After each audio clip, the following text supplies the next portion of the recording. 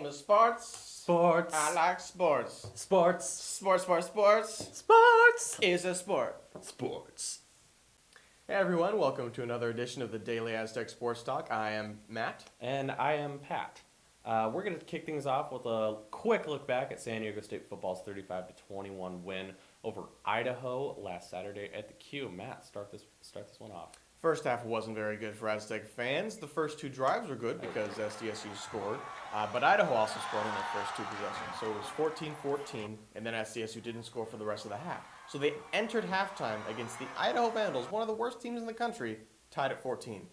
But it seems like Coach Rocky Long had something to say because they came out much better in the second half. Yes, they really turned it on in the second half, especially Quinn Kaler threw a couple of touchdown passes, one to Eric Judge, one to Ezel Ruffin, and the Aztecs, pulled it out 35-21 with a really solid game.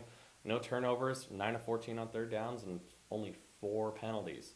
So now let's take a look at their next game. Big game this Saturday, going to the Blue Turf, going to the Headache Turf up in Boise. Playing the Smurf Turf. The Smurf Turf, playing the Boise State Broncos. Boise State is 7-2, 5-1 in conference, second behind Colorado State in the Mountain Division. SDSU has beaten Boise State 2 years in a row, looking to be the first team to beat them 3 years in a row since Nevada did it, 1996 to 1998. This is a big rivalry game. Patrick, will they win it for the third time in a row? No, they won't, and here's why. Boise State's offense is just too potent, and San Diego State's offense won't be able to keep up. I'm going to go Boise State 28-17, based on the fact that SDSU's defense has improved a lot this year, so I think they're going to frustrate Boise a little bit.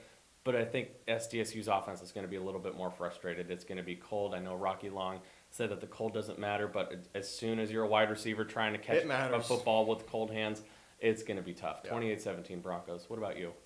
I think it's going to be a little bit closer. I think it'll probably be about 38-31. I think Boise State's offense will get in that 38-40 range. But I think a lot of people were obviously looking at Ezel Ruffin being out as a big hit to the SDSU offense. Yeah. But Eric Judge had a bone bruise in his knee in that UNLV game. So he was not 100% either, and he's a big piece. So with both of them back, I like SDSU's offense.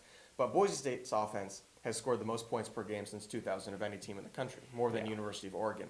And senior quarterback Grant Hedrick is completing over 70% of his passes. And that's ridiculous. Enough said. Boise's going to win this one. Sorry, 38-31. All right. So now the Madhouse on the Mesa is back. San Diego State basketball after last week's exhibition. Open the regular season at home tomorrow night at 7 o'clock against Cal State in Northridge.